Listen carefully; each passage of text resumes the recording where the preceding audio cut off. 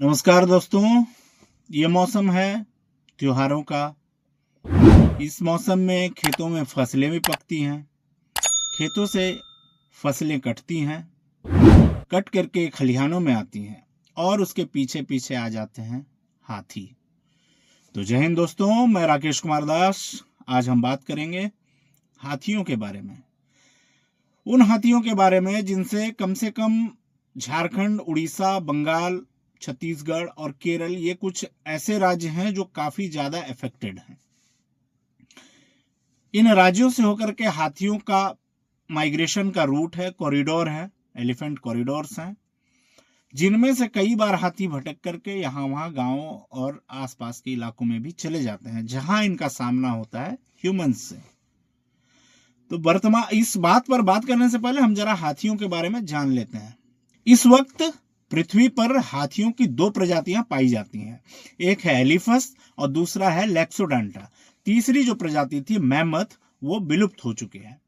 तो वर्तमान में दो प्रजातियां हैं, एक एलिफस और एक लैक्सोडांटा। लैक्सोडांटा प्रजाति में दो उप प्रजातियां हैं, एक है अफ्रीकन बुश एलिफेंट और दूसरा है अफ्रीकन जंगल एलिफेंट। जबकि एलिफस प्रजाति में एक ही उप प्रजाति है, वो है एशियन एलिफेंट या इंडियन एलिफेंट। हाथी जमीन पर रहने वाला सबसे बड़ा प्राणी है, सबसे बड़ा जीव है। इसका गर्भकाल 22 महीने का होता है, जो धरती पर रहने वाले जीवों में सबसे ज्यादा है। इसके जो एलिफेंट काफ्स पैदा होते हैं, जो बच्चे पैदा होते हैं, ये लगभग 100 किलो के आसपास के होते हैं। हाथियों की उम्र आमतौर पर 50 से 70 बरस के बीच की होती है। जो अब तक का सबसे बुजुर्ग हाथी जो रिकॉर्ड में है, उसकी उम्र थी 82 ईयर्स, 82 बरस। सबसे बड़ा हाथी, जो सबसे विशाल हाथी था, उसे 1955 में अंगोला में मारा गया था। उसका वजन था 10,900 किलो। उसके कंधे पर उसकी ऊंचाई थी 3.96 मीटर की। इतिहास के सबसे बौने हाथी यूनान के क्रीट आइलैंड में पाए जाते थे, जिनकी हाइट होती थी गाय के बछड़े या सुअर के बराबर की। हाथी बहुत ही बुद्धिमान जानवर है। इसकी स्मरण शक्ति बहुत तेज होती है, याद रखने की शक्ति। इंटेलिजेंस में, बुद्धिमत्ता में इसे डॉल्फिन और वनमानुष के बराबर रखा गया है। अब इनके बिहेवियर की बात करें तो हाथी कोई परजीवी नहीं होता है, शाकाहारी जानवर होता है। लेकिन कई बार इसे देखा गया है कि वो इंसानों को या अन्य जीव जंतुओं को मार डालते हैं, लेकिन वो उसे खाते नहीं है जनरली। सिर्फ एक आध दो हाथी ऐसे थे जो मैन ईटर हो गए थे, पीर बक्स जैसा एक था। जनसंख्या वृद्धि और इंसानों के गतिविधियों के बढ़ने से, जंगलों में इंसानों के गतिविधियों के बढ़ने से मानव हाथी संघर्ष के मामले तेजी से बढ़ रहे हैं। वन विभाग इन समस्याओं को रोकने का तमाम प्रयास कर रहा है, लेकिन शहरीकरण और औद्योगिकीकरण, ये इनके कारण जंगलों में कटाइयां हो रही हैं और हाथियों को उनके प्राकृतिक आवास से, जो उनका नेचुरल हैबिटेट हुआ करता था, वहां से इन्हें बेदखल किया जा रहा है। और यही रीजंस हैं कि उनका उत्पात जंगल के बाहर आकर के ये एक्टिव हो रहे हैं। वे जब जंगल से बाहर आ रहे हैं, गांव के आसपास घुस रहे हैं, तो ये फिर फसलों को, खेतों को, घरों को काफी नुकसान पहुंचा रहे हैं। जो कच्चे घर होते हैं, जिनके अंदर अनाजों का भंडारण करके रखते हैं लोग, ये अनाजों की गंध पा करके उस घरों में भी तोड़फोड़ करते हैं। हाथियों के हमले का एक मुख्य कारण है ग्रामीण क्षेत्र में खेतों में, खलिहानों में रखे धान, महुआ से बनी हुई शराब, इन सब की जो महक होती है, ये हाथियों को आकर्षित करती है उस ओर।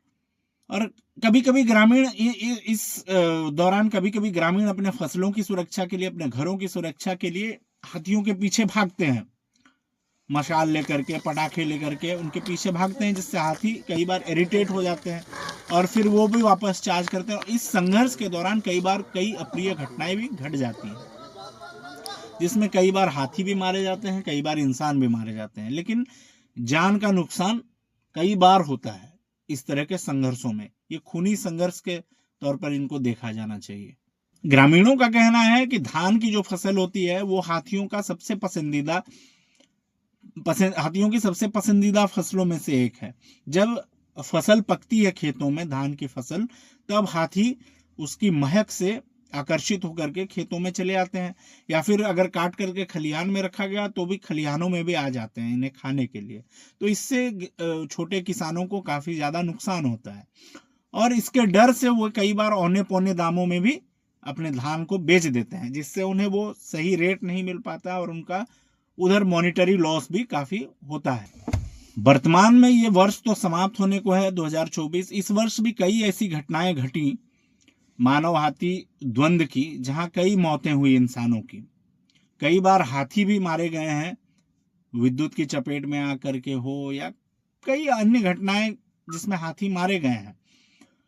फसल की बर्बादी हुई है, घरों को नुकसान पहुंचाया गया है हाथियों के द्वारा, तो या अन्य कई ऐसे मामले जिसमें लोग घायल भी हुए हैं। वन विभाग द्वारा इनकी क्षतिपूर्ति के लिए काफी प्रयास किए जा रहे हैं।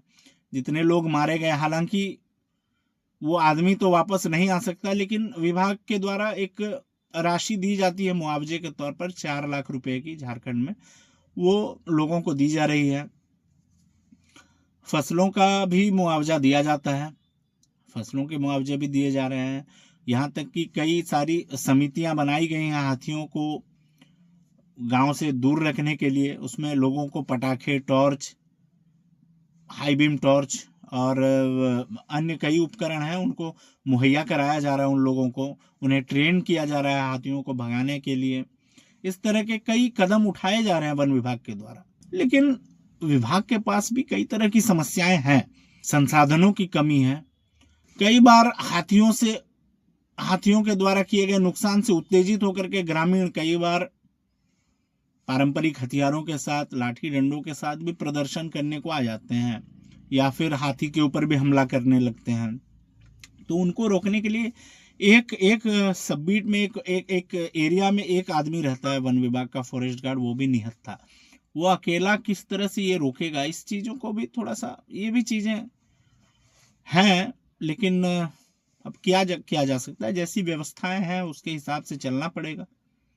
तो ये सब कई चीजें हैं जिसके चलते हाथी और मानव के बीच संघर्ष की स्थिति उत्पन्न हो रही है। उनमें से कुछ चीजें जैसे कि हमने डिस्कस की, एक तो हैबिटेट लॉस, दूसरा है हाथी इरिटेट होकर के भी हमला करता है कई बार।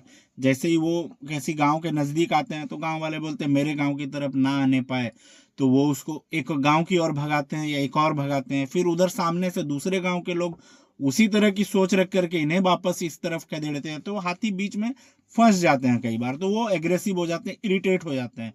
उसके बाद उनका जिधर मन करे वो उधर को दौड़ने लगते हैं। फिर इंसानों के साथ इनका कन्फ्लिक्ट होता है। कोई उस दौरान भागने दौड़ने के क्रम में कोई उसकी चपेट में आ गया तो कुछ अप्रिय घटनाएं, जान वगैरह भी जा सकती है। ये हो गई दूसरी बात।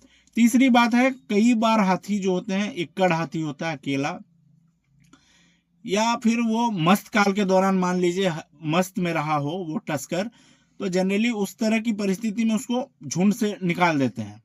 जो डोमिनेंट मेल होता है उस हर्ड का, वो किसी मेल को, अगर वो मस्त में आ गया है दूसरा मेल और वो फीमेल्स में इंटरेस्ट दिखा रहा है, तो उसको डोमिनेंट मेल जो है वो भगा देता है।